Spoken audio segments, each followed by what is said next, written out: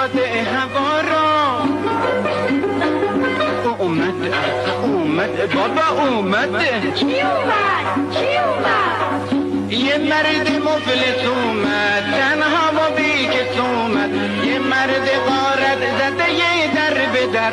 یه مرد بیچاره یه خونین جگر. آخه واسه چی دار به در؟